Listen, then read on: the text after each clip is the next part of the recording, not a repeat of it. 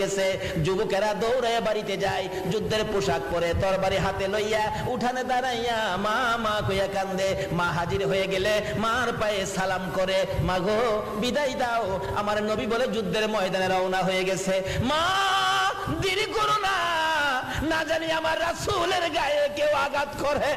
মা বিদায় দাও গো, দেখা হবে হাসরের ময়দানে।